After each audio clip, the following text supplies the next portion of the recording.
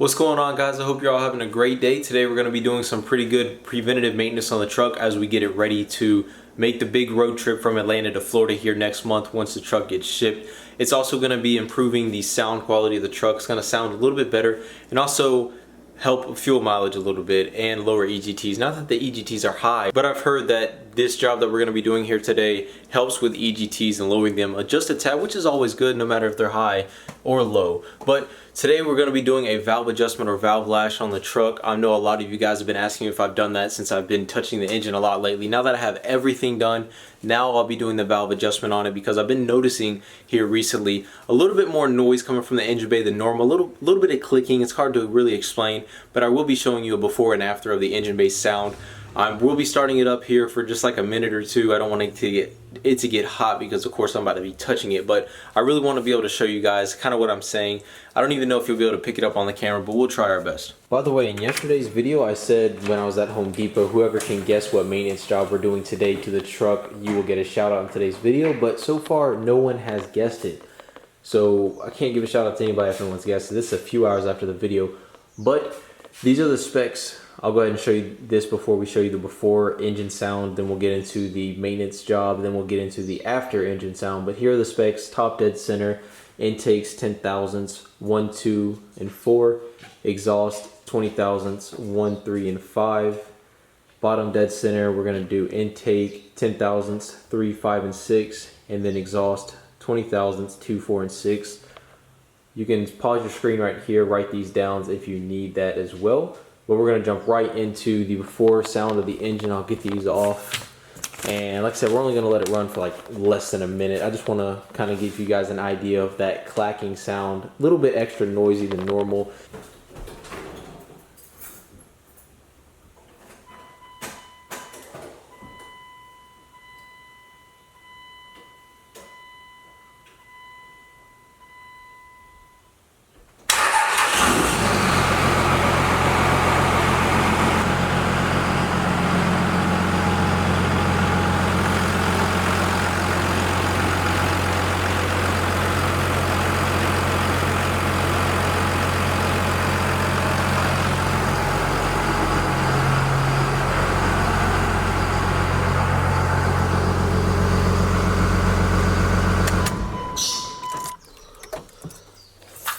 So as you can see, a little bit more noisy than normal. So we're going to go ahead and get this job started. Going to go ahead and disconnect our battery terminals. Let's get inside the garage real quick. I'll show you a little bit of tools that we're going to be needing today. Nothing too crazy. We're going to need our filler gauge, of course, our breaker bar, a 15, which, by the way, hold on. Yesterday's video, if you didn't watch it, I went ahead and picked up a couple things from the Home Depot. I got Gorilla Glue because my freaking windshield mirror, which is down here on the floorboard somewhere. Where is that thing? It's down there somewhere. It's under that seat. But I got some Gorilla Glue for that, so I will be improving that aspect and getting that ready because I don't want to go to ship the vehicle and then think that, oh, here it is right here. The freaking mirror's right there. But I don't want them to think that it's some sort of safety hazard or whatever. So I'm going to be using some Gorilla Glue, undoing this, putting this back up there, and getting that mirror fixed. Also got a breaker bar, which kind of made me mad because they only had a freaking 15-inch breaker bar, which is better than my setup I'm using right now. So you're going to need the breaker bar in a size 15 millimeter for the harmonic balancer to get that to turn the motor over. And then you're also going to need a bit set, so you can adjust the valves and get it to where it's just right and tight enough but not too tight. I'll get into all that here in a minute, but here's some of the parts you need. I'll go ahead and grab these out the truck.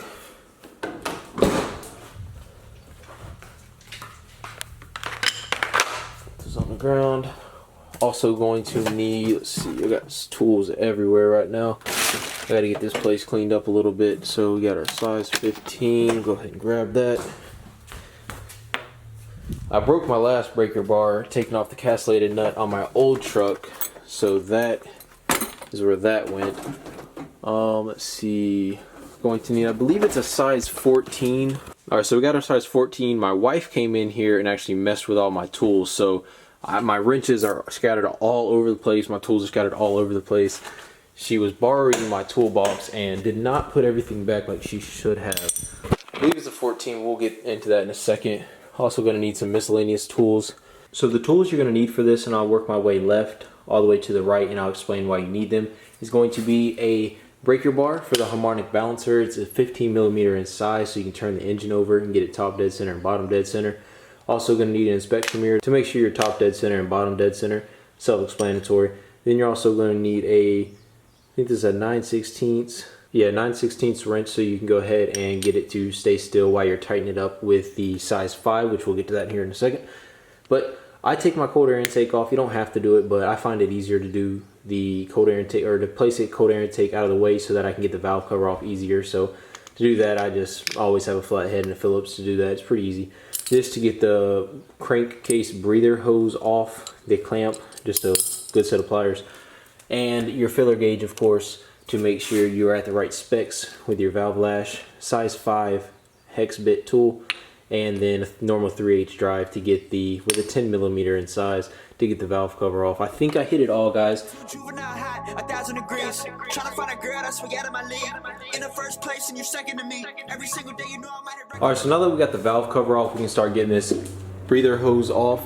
But just because I know I'm going to get the question 1,000 times, no, you do not have to take the cold air intake to get the valve cover off. I know I'm going to be asked that probably a million times, but I do it because I find that when I take my valve cover off and I turn it over those, I think those are coolant lines.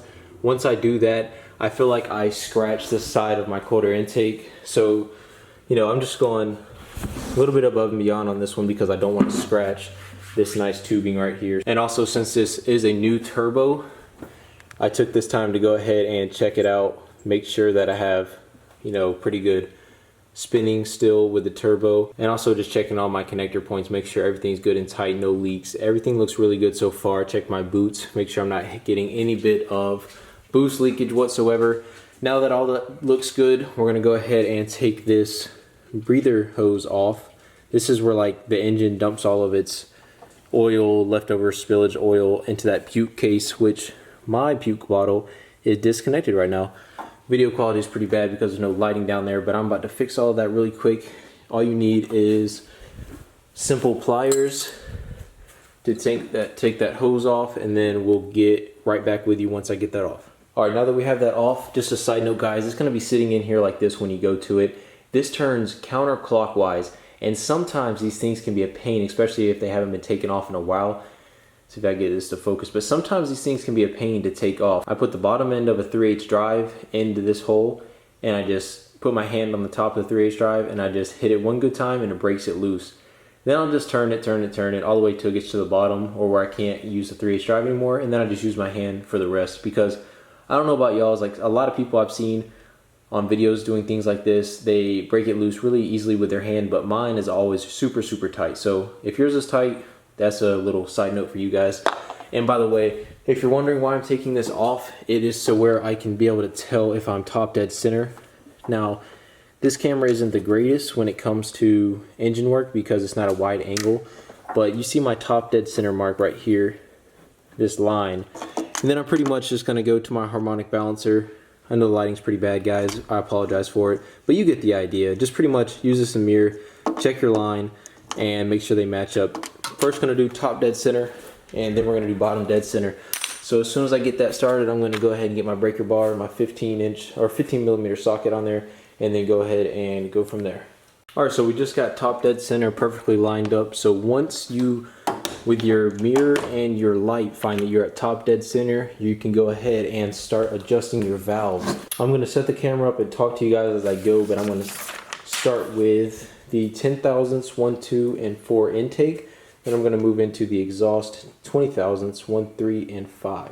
Alright, so now we're getting down to the meat and potatoes of the video and the maintenance upgrade. So the small rocker arms are your intake rocker arms. The long ones are your exhaust. So when you see the I stands for intake, you're going to do all these 1, 2, 3, or 1, 2, and 4 exhaust, so you know which ones you're working with. So first one I want to do is intake number 1 at 10 thousandths. So what I do is find my filler gauge, I find my 10 thousandths mark, I put it right above or right below the, I don't even know what you kind of say it, but where the rocker meets the bridge.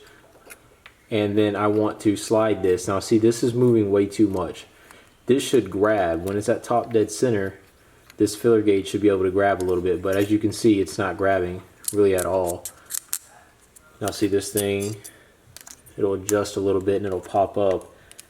It'll make it seem like it wants to grab, but it actually really doesn't, as you can see here. So what I'm going to do now, I'm pretty much going to talk you through this entire one, and then you guys will get the gist of it. The video hopefully won't be too long, but then I'm going to take my 9/16 wrench. I'm going to place it right here. I'm going to talk you through it, but I'm not actually going to do it because I don't have anybody here to hold the mic or the camera for me while I do this. But then I'm going to turn this on Titan. Again, this is a 3/8 drive. I'm just using a 2-inch. Actually, I should probably take this extension off. Alright guys, so now that I have the extension off, I can get back into the repair or the project we got going on today. So I have to break this loose. Let's see if I can do it with the camera in my hand. Probably not. Alright, I got the nut pretty loose now, but that nut was on there, guys. I'm telling you, that thing was pretty tight, but you get the idea. So put the 3/8 size 5 in here, and then you're going to tighten it until that filler gauge barely fits in there. So I'll show you an example here in a second when I get this one done, but pretty much you're going to tighten it until this filler gauge kind of grabs pretty good. See, right now it's not really grabbing at all. So I'm going to tighten this up a little bit now that I have my nut loose, and then once I finish this one, I'm going to be showing you guys what it should look like in the end and how it should grab just a tad. Been hard to deal with, I just been drinking. Remember my moves in the past, I'm wondering what was I thinking. Lately I'm living in fear, wondering what if the end is so near. All of this shit going on, the shootings are strong. Alright guys, so as you can probably see, it's a tedious process, but just like anything else, once you find your systematic way of doing something, it's going to speed up the process dramatically. So what I ended up doing is just grabbing a attachment screwdriver, putting a size 5 on that, and it was a lot easier than a 3/8 drive. Now I'm sure plenty of you watching this probably already know that, because some of you have probably already done this before, but I haven't, and something I learned that maybe you can take to your job and put it in your toolbox and use it yourself. So now we have got the proper spacing. We have our 10/1000ths and our intake side top dead center, and it's pretty stiff to move, but not too stiff. So I feel like we're at good size now, so we can take all of this off. We already have our nut screwed on tight, and we're going to be doing that all the way back to the 6th cylinder. Once I get done with a few more of these, I might check in with you guys and show you how the job is doing. All of this shit going on, the shootings are strong. One shot to the head and I'm gone. I'm losing control, but I can't let it go, cause I'm trying to get more, and I've been in the moment, I've been in the zone, and I'm moving alone. I don't pick up the phone when my family call. I've been doing it wrong and I don't know what's happening. Trying to get what I just been imagining, getting close and I just been examining all of the fake shit the game has been packaging. I've been keeping it real, I've been doing what Alright guys, so I just got done finishing up all the top dead center marks. I got really good spacing in between all of them now with the 10/1000ths and the 20/1000ths on the exhaust one. And I'm feeling really good about those. I took my time, as you guys saw, and I went through them all tediously and just went back and forth until I finally got it perfect, and then got the nut screwed back on tight. So it's looking really good. Finally done with all the top dead center ones. I'd probably say it took me about 30-45 minutes to do all of those because I was just going really slow, like I said. So now that we have the top dead center mark, we're gonna go ahead and turn the engine over and line it up with bottom dead center, and then work on our exhaust 3, 5, and 6, and intake 3, 5, and 6, and exhaust 2, 4, and 6. Once I turn the engine over, I will get back with you guys. Alright, so we're bottom dead center now, so I'm going to go ahead and get started with my first one, which is intake number 3 to 10,000. So I'll be taking 1, 2, 3. I'll be adjusting this one right here. Alright, so just to show you guys how far this one is off, I haven't even checked it myself yet, but I'm sure it's pretty off. The other ones haven't actually been too bad, so I actually wouldn't say it might be too far off. But alright, so now we're in there. We're not really catching at all, so yeah, I mean, it's a little off. It's not, I mean, this isn't horrible. This isn't like the worst in the world, but I'm getting really no catch whatsoever, which is not good. So we're gonna go ahead and adjust this really quickly, and once we get done with all these, we'll finish off the video.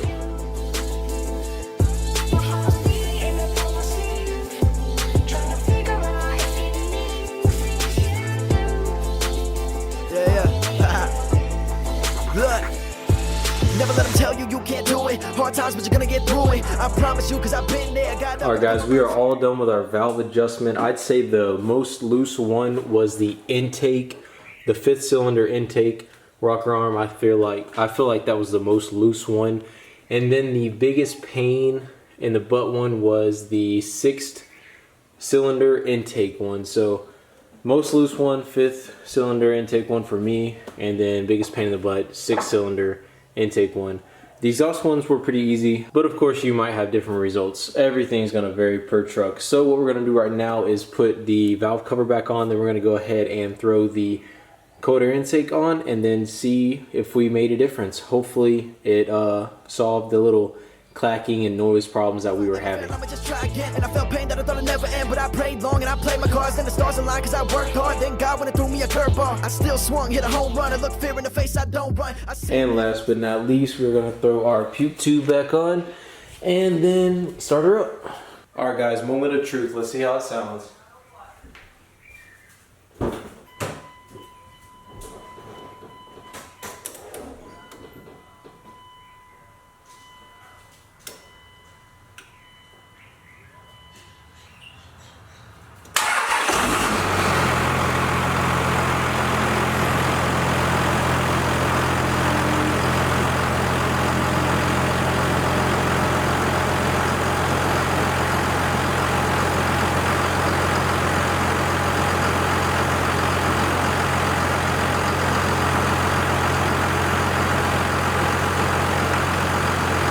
Alright guys, this sounds 100 times better. So worth the time. It took me about an hour and a half to get it all done. Definitely well worth it. Hopefully we get a little bit better MPG and a little bit lower EGTs. Like I said, they're not low or they're not high, but it's always good to get those things as low as possible.